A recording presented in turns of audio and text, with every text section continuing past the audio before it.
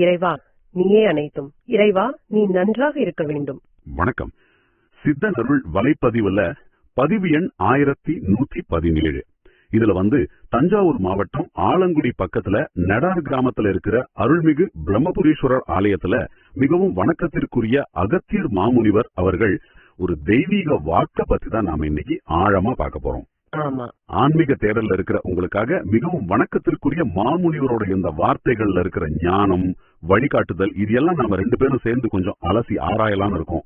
இது ஒரு சிந்தனை பயணம் மாதிரி. நிச்சயமா நீங்க சொல்றது ரொம்ப சரி.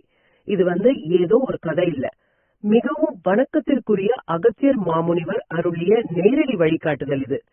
இதுல விதி, அப்புறம் உண்மையான பக்தி, இந்த நெடார் பிரம்மபுரீஸ்வரர் கோயில் மாதிரி பழமையான சக்தி வாய்ந்த இடங்களோட மகிமை, இதெல்லாம் அடங்கியிருக்கு. மாமுனிவர் சொல்ற மாதிரி பல யுகங்களை கண்ட இந்த ஆலயம் இப்போ கலியுகத்துல கொஞ்சம் பாதிப்படைஞ்சிருக்கு. அதோட இன்றைய நிலையும் அந்த வரலாற்று பின்னணியும் நம்ம கவனிக்க வேண்டிய விஷயம். இது சும்மா ஒரு கோயில் இல்ல, அவரே சொன்ன மாதிரி விதியையே மாற்ற வந்த ஒரு சக்தி மையம் இது. அப்படியா? சரி, அப்போ அந்த மைய கதைக்கு வருவோமே. மாமன்னன் ராஜராஜ சோழன் அவர் மிகவும் வணக்கத்திற்குரிய அகத்தியர் பெருமான் கிட்ட வழிகாட்டல் கேட்டார்னு சொன்னீங்க. என்ன கேட்டார் அவரு? அதாவது மன்னன் தன்னோட ஆட்சி சிறப்பா நடக்கணும், அதே நேரம் மக்களுக்கு உண்மையான பக்தி மார்க்கம்னா என்னன்னு புரிய வைக்கணும்னு ஆசைப்பட்டாரு.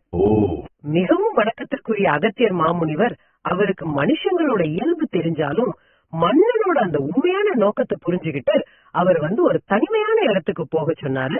அங்க போய் சிவபெருமான நோக்கி கடுமையா தவம் பண்ணுன்னு சொன்னாரு. தனிமையான இடமாட்டமே இல்ல, அப்படி ஒரு இடத்துல தவம் இருக்க சொன்னாரு. கேட்கவே ஆச்சரியமா இருக்கு.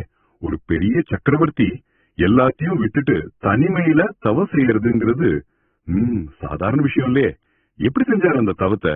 மாமுனிவர் எப்படி சொல்றாரு? ரொம்ப ரொம்ப அர்ப்பணிப்போட செஞ்சாரு. மிகவும் வணக்கத்திற்குரிய அகத்தியர் மாமுனிவர் சொல்றத வச்சு பார்த்தா சோழன் தன்னோட உறவு, சுத்து, சுகம் எல்லாத்தையும் விட்டுட்டு ஈசனே கதின்னு மனசுல நினைச்சுக்கிட்டு நமசிவாயா மந்திரத்தை மட்டும்தான் சொல்லிக்கிட்டே இருந்தாராம். ராத்திரி பகல் பாக்கல, சாப்பாடு, தூக்கம் எதையும் நினைக்கல. அப்படியா? ஆமா. அப்போ பல கொடிய விஷ ஜந்துக்கள் எல்லாம் அவரை தீந்துச்சான். ஆனா அந்த மந்திரத்தோட சக்தியால அவருக்கு ஒண்ணுமே ஆகலன்னு மாமுனிவர் சொல்றாரு. வெறும் விஷ ஜந்துக்கள் மட்டும்தானா, இல்ல வேற ஏதாவது சோதனைகள் வந்ததா? அதுவும் சொல்றாரு மாமுனிவர். தேவலோகத்திலிருந்து ரொம்ப அழகான பெண்கள் எல்லாம் அவர் முன்னாடி அவர் கவனத்தை சிதறடிக்க முயற்சி பண்ணாங்களாம். ஆனா சோழன் கொஞ்சம் கூட அசைல, எதுக்கும் மயங்கல. அதனாலதான் மாமுனிவர் அவரை எதற்கும் மயங்காதவன் ராஜராஜ சோழன்னு பாராட்டுறாரு. பாருங்க, இந்த மாதிரி பற்றற்று இருக்கிறது தான் நிலையான புகழுக்கு வழிவகுக்கும் ஒரு பெரிய பாடத்தையே சொல்றாரு. எதையும் விரும்பாதவர்களே இவ்வுலகத்தில் பல காலம் பேசப்படுவார்கள்னு சொல்றாரு. பாருங்க, இது ஒரு முக்கியமான கருத்து. மிகச்சரி. இந்த மாதிரி அசைக்க முடியாத பக்தி, பல வருஷம் செஞ்ச அந்த கடுமையான தவம், இதுக்கப்புறம் தான் கடைசியில சிவபெருமானே அவர் முன்னாடி தோன்றாரு. சிவன் தோன்றினாரா? ஆமா. அங்க ஒரு சுவாரஸ்யமான விஷயம் நடக்குது. சிவன் நேர்ல தோன்றினதும் முதல்ல யார பத்தி பேசுறாரு தெரியுமா? மிகவும் வணக்கத்திற்குரிய அகத்தியர் மாமுனிவரோட கருணைய பத்தி பேசுறாரு. அகத்தியனை போல கருணை உள்ளவர் யாரும் இல்லப்பா. யார் உண்மையா பற்றோட அவரை நம்புறாங்களோ அவங்க அவர் கைவிடவே மாட்டார்னு சிவனே அகத்தியரை புகழ்ந்து பேசுறாரு. அடே அப்பா, சிவனே சொல்றாரா? ஆமா. அதை கேட்டதும் ராஜராஜ சோழனுக்கும் புரியுது தன்னோட குருவோட பெருமை என்னன்னு உணர்ந்து, குருவே உங்களாலதான் நான் ஈசனைய பார்க்க முடிஞ்சதுன்னு சொல்லி வணங்குறான். ஆஹா, குருவோட வழிகாட்டுதல், சீடனோட முயற்சி, இது ரெண்டும் சேர்ந்து இறை தரிசனத்தையே கொடுத்துருக்கு. சரி, அந்த முக்கியமான கட்டம், ஈசனே நேர்ல வந்துட்டாரு. மகனே, உனக்கு என்னப்பா வரம் வேணும்னு கேக்குறாரு. அப்போ ராஜராஜ சோழன் என்ன கேட்டாரு? அதுக்கும் இந்த பிரம்மபுரீஸ்வரர் கோயிலோட சக்திக்கும் என்ன சம்பந்தம்? இதுதான் இந்த கதையோட முக்கியமான ஒரு திருப்பு முனை. சோழன் தனக்காகவோ தன் பதவிக்காகவோ எதையுமே கேட்கல. அப்போ என்ன கேட்டாரு? அவர் என்ன கேட்டாருன்னா, இந்த உலகத்துல இதுவரைக்கும் யாருமே செய்யாத ஒரு விஷயத்த நான் செய்யணும், அதோட புகழ் எப்பவுமே நிலைச்சு நிக்கணும், அந்த வரத்தை நீங்க தான் கொடுக்கணும்னு கேக்குறான். அதாவது மறைமுகமா அந்த தஞ்சை பெரிய கோயில் மாதிரி ஒரு பிரம்மாண்டமான படைப்பு உருவாக்குறதுக்கான சக்தியை கேக்குறான். அப்ப அந்த உலக புகழ் பெற்ற தஞ்சை பெரிய கோயிலோட ஆரம்ப புள்ளி இதுதானா? ஆமா. சிவன் அந்த வரத்தை கொடுத்தது மட்டும் இல்ல, இன்னொரு முக்கியமான விஷயம் சொல்றாரு. அந்த மாதிரி ஒரு சாதனைய செய்யறதுக்கு சோழனோட விதியில இடம் இல்லைன்னாலும் அந்த விதியை நான் மாத்தி எழுதுறேன்னு சொல்றாரு. விதியே மாத்தி எழுதுறேன்னு சொன்னாரா? ஆமா, உன் விதியில் இது இல்லை, ஆனாலும் மாற்றி விடுகின்றேன்னு சிவனே சொல்றாரு. மிகவும் வணக்கத்திற்குரிய அகத்தியர் மாமுனிவர் என்ன சொல்றாருன்னா, இந்த விதி மாற்றம் நடந்த இடம் எது தெரியுமா? அது இந்த பிரம்மபுரீஸ்வரர் ஆலயம் இருக்கிற இடம்தான். அதனாலதான் இந்த கோயிலுக்கு பிரம்மபுரீஸ்வரர்னு பேரு. அதாவது பிரம்மன் எழுதின தலையெழுத்தையே சிவனோட அருளாக மாற்றி எழுதக்கூடிய இடம். அதனால்தான் மாமுனிவர் திரும்ப திரும்ப விதியையே மாற்ற வல்லது இவ்வாலயம்னு அழுத்தமா சொல்றாரு. விதியையே மாற்றும் ஆலயம் இது கேட்கவே மேய்ச்சல் இருக்குது. சரி, வரம் கிடைச்சிடுச்சு. அப்புறம் அந்த பிரம்மாண்டமான தஞ்சை கோயில், அதை கட்டுறதுக்கு வழிகாட்டுதல் எப்படி வந்துச்சு? சிவன் கவலைப்படாதே, உனக்கு உதவியா கருவூரான் இருப்பான்னு சொல்றாரு. மகா சித்தர்கள் ஒருத்தர் தான் கருவூரார், அதாவது கருவூர் தேவர். அவரை சோழனுக்கு வழிகாட்ட சிவன் நியமிக்கிறாரு. கருவூரார் சித்தரா? ஆமா, கருவூரார் சித்தர் கோயில் கட்டுற வேலைகள்ல ஒவ்வொரு படியிலையும் ஒவ்வொரு நொடியும் சோழனுக்கு கூடவே இருந்து வழிகாட்டினாரு. ஆனா பாருங்க, இவ்ளோ பெரிய வேலை நடக்கும் போது தடங்கல்கள் இல்லாம இருக்குமா? கண்டிப்பா இருக்காது.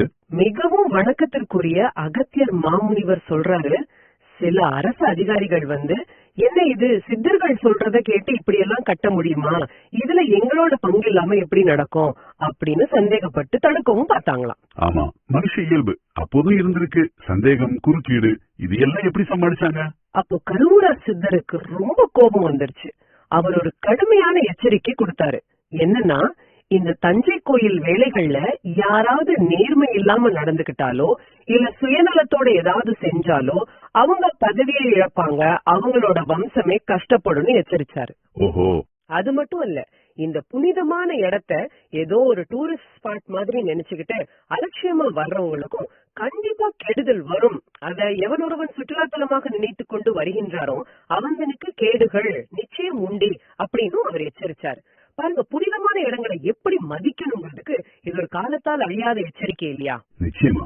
ஆக இந்த வரலாற்று நிகழ்வை ஒரு வாய்ப்பா பயன்படுத்திக்கிட்டு மிகவும் வணக்கத்திற்குரிய அகத்தியர் மாமுனிவர் நமக்கு எல்லாம் இன்னைக்கும் பொருந்துற மாதிரி சில ஆழமான ஆன்மீக உண்மைகளை சொல்றாரு. இப்ப இதை கேட்டுக்கிட்டு இருக்கிற உங்களுக்காக இதுல இருந்து நாம எடுத்துக்க வேண்டிய முக்கியமான செய்திகள் என்னன்னு கொஞ்சம் சொல்லுங்களேன். நிறைய ஆழமான விஷயங்கள் இருக்கு. முதல்ல உண்மையான பக்தினா என்னன்னு சொல்றாரு. அது சும்மா நாம செய்யற சடங்குகள்ல மட்டும் இல்ல, ராஜராஜ சோழனை போல ஆசைகள்ல இருந்தும் பற்றுதல்கள்ல இருந்தும் முதல்ல விடுபடணும். அதோட மிகவும் வணக்கத்துக்குரிய அகத்தியர் மாமுனிவர் ரொம்ப அழுத்தமா 3 விஷயம் சொல்றாரு. பொய் சொல்லாம, நேர்மை, பிற உயிர் கொல்லாமை. இந்த அடிப்படை அறநெறிகள் இல்லாம நம்ம என்னதான் வழிபாடு செஞ்சாலும் அது வீண் நினைக்கிறார். அப்புறம் ஏன் பிள்ளை ஏன் குடும்பம்னு குறுகிய வட்டத்திலேயே இல்லாம கொஞ்சம் பரந்த மனசோட உலகத்தோட நல்லதுக்காகவும் நம்ம செயல்படணும். ஏன்னா சுயநலமா நம்ம தேடுற சுகபோகங்கள் எல்லாம் எப்பவுமே நிலைக்காது, அழிஞ்சு போயிடும்னு சொல்றாரு. சரி, அடுத்து 2வது புனித தலங்களோட சக்தி. இந்த பிரம்மபுரீஸ்வர கோயில் மாதிரி நம்ம நாட்டுல எத்தனையோ பழமையான கோயில்கள் இருக்கு. குறிப்பா சித்தர்கள் தவம் செஞ்ச இடங்கள், இல்ல ஜீவ சமாதி அடைஞ்ச இடங்கள், அதாவது அவங்க உடலை விட்டு போன பிறகு சூட்சுமமா இருந்து அருள் செய்யற இடங்கள். இதுக்கெல்லாம் அளவிட முடியாத ஒரு ஆன்மீக சக்தி இருக்கு. ஆனா மாமுனிவர் சொல்ற மாதிரி மிகுந்த சக்தி மிகுந்த திருத்தலம் இப்படி இருக்கின்றதேன்னு அவர் வருத்தப்படுற அளவுக்கு பல கோயில்கள் இன்னைக்கு சரியா கவனிக்கப்படாம இருக்கு. அந்த மாதிரி இடங்களுக்கு நாம உரிய மரியாதையோட போய் தரிசனம் செஞ்சா, அது நல்லபடியா பராமரிச்சா நமக்கே ஆசீர்வாதமும் வாழ்க்கையில நல்ல மாற்றங்களும் வரும். ஆனா அதை லாபத்துக்காக பயன்படுத்துறதையும் அவமதிக்கிறதையும் பார்த்து மாமுனிவர் ரொம்ப வேதனைப்படுறாரு. அடுத்ததா விதி பத்தி சொன்னீங்களே, நம்ம மனமுருகி வேண்டிக்கிட்டா அது நம்ம விதியே மாத்த வல்லதுன்னு மாமுனிவர் உறுதிப்படுத்துறாரு. ஈசனும் விதியை மாற்றுவான் இத்தலத்தில் ரொம்ப திடமா சொல்றாரு பாருங்க. 4வதா இறைவனை எப்படி அடையிறது? இறைவன் தன்னை யார் உண்மையா நேசிக்கிறாங்களோ அவங்கள தேடி வருவானா. ராஜராஜ சோழனோட பக்திக்கு மனமிறங்கி சிவன் நேர்ல வந்ததை சுட்டிக்காட்டி, யானே இங்கு வந்தேன் அவனை காண, இதுதான் அன்புன்னு சிவன் சொன்னதா மாமுனிவர் சொல்றாரு. நாம இறைவன் கிட்ட அன்பு காட்டினா அவன் நம்மள தேடி வருவான். அதே மாதிரி ஆன்மீக உண்மைகள் தெரியாதவங்களுக்கு அது எடுத்து சொல்றது ரொம்ப ரொம்ப பெரிய புண்ணியம்னு சொல்றாரு. பிறர் அறியாமை தாம் தன் நிலையில் அறிய வைத்து விட்டால் இது பெரும் புண்ணியம் அப்பா. சரி, கடைசியா கடைசியா அகத்தியரோட தனித்துவம் மற்றும் பங்கு. மிகவும் வணக்கத்துக்குரிய அகத்தியர் மாமுனிவர் சிவபெருமானே அவர்கிட்ட, அகத்தியனே, இந்த உலகத்துல எனக்கு சமமானவன் நீயேன்னு சொன்னதா ஒரு நிகழ்வை இங்க சொல்றாரு. இதை எதுக்குன்னா பக்தர்களுக்கு உதவி செய்யவும், தேவைப்பட்டா அவங்க விதியை மாத்தவும் தனக்கு சக்தி இருக்குன்னு அவர் உறுதிப்படுத்துறாரு. ஆனா அந்த சக்திய அவர் ரொம்ப கவனமா யாருக்கு தகுதி இருக்கோ அவங்களுக்கு பார்த்துதான் பயன்படுத்துவாராம். ஏன்னா வரத்தை கொடுத்துட்டு தேவர்களே சில சமயம் மாட்டிக்கிட்டால, ஆனா அகத்தியன் அப்படி இல்லைன்னு அவரே சொல்றாரு. ஆக மிகவும் வணக்கத்திற்குரிய அகத்தியர் மாமுனிவரோட இந்த செய்தி கேட்கிறவங்க மனசுல ஒரு பெரிய நம்பிக்கையையும் உத்வேகத்தையும் கொடுக்குது. தூய்மையான பக்தி, பற்றற்ற தன்மை, அப்புறம் குருவோட வழிகாட்டுதல், இறைவனோட அருள், இதெல்லாம் ஒண்ணு சேர்ந்தா விதியையே மாக்கிற அளவுக்கு பெரிய காரியங்களை கூட சாதிக்க முடியுங்கிறதுக்கு ராஜராஜ சோழனோட வாழ்க்கையே ஒரு பெரிய உதாரணம் இல்லையா?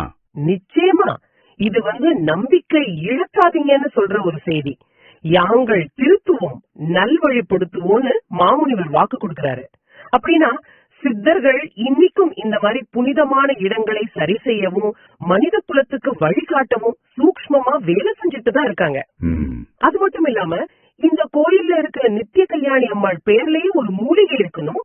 அவ பக்தர்களோட பல நோய்களை தீர்க்கிற சக்தி படைச்சவள்னு அவர் சொல்றாரு. அப்போ இந்த பிரம்மபுரீஸ்வரர் ஆலயம் மாதிரி சக்தி வாய்ந்த ஆனா பலருக்கும் தெரியாத, கவனிக்கப்படாத கோயில்களுக்கெல்லாம் போங்க.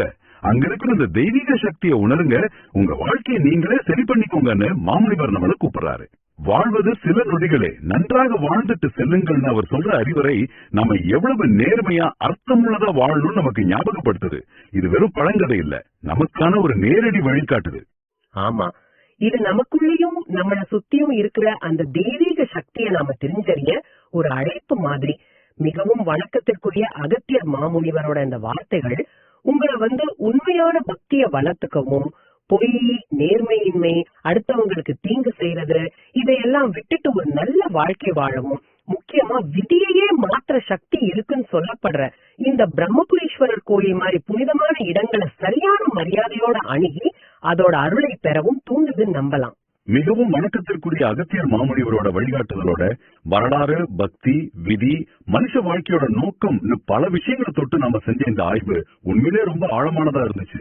ஆமாம், இதிலிருந்து நாம முக்கியமா எடுத்துக்க வேண்டியது என்னன்னா, நேர்மையான பக்தி, அறம் தவறாத வாழ்க்கை, அப்புறம் நம்மளோட இந்த பழமையான கோயில்கள்ல இருக்கிற அந்த அளவிட முடியாத ஆன்மீக ஆற்றல், இதுதான் உண்மையான சக்தி. ராஜராஜ சோழனோட வாழ்க்கையில இது நிரூபிக்கப்பட்டது மாதிரி இது ஒருத்தரோட தலையெழுத்தையே மாற்றி அமைக்கிற சக்தி கொண்டது. மிகவும் வணக்கத்துக்குரிய அகத்தியர் மாமுனிவரோட இந்த வழிகாட்டுதல் உங்க வாழ்க்கை பயணத்திலும் ஒரு புது வெளிச்சத்தை கொடுக்கும்னு நாங்க நம்புறோம். மாமுனிவரை சொல்ற மாதிரி உண்மையான செல்வங்கிறது பணத்திலேயோ பொருள்லயோ இல்ல, அது நேர்மையான வாழ்க்கையிலையும் அசைக்க முடியாத பக்தியிலையும் கிடைக்கிற இறை அருள் தான். ஈசனை பிடிச்சா சரித்திரம் பேசுன்னு சொல்றாரு பாருங்க. இதை நீங்க கொஞ்சம் சிந்திச்சு பாருங்க. ராஜராஜ சோழனை போல தேவையில்லாத விஷயங்கள் மேல இருக்கிற பற்ற விட்டுட்டு உங்க மனசை தூய்மையா வச்சுக்கிறதுல கவனம் செலுத்தினா அது உங்க வாழ்க்கையை எப்படி மேம்படுத்தும்? ஆமா, அது நிச்சயமா ஒரு மாற்றத்தை ஏற்படுத்தும். மிகவும் வணக்கத்திற்குரிய அகத்தியர் மாமுனிவர் அருளிய இந்த விலை மதிப்பில்லாத ஞானத்தை, இந்த தெய்வீக செய்தியை உங்களுக்கு தெரிஞ்சவங்க, உங்க நண்பர்கள், உறவினர்கள் எல்லாருக்கும் வாட்ஸ்அப் குழுக்கள்ல, பேஸ்புக்ல, யூடியூப்ல, மற்ற எல்லா சமூக ஊடகங்களையும் தயவு செஞ்சு பகிர்ந்துக்கோங்க. இந்த நல்ல விஷயங்கள் நிறைய பேரை போய் சேரட்டும், எல்லாரும் இதனால பயனடையட்டும். இதுவும் ஒரு வகையில மாமுனிவர் சொன்ன அந்த புண்ணிய காரியம் தான் இல்லையா? நிச்சயமா.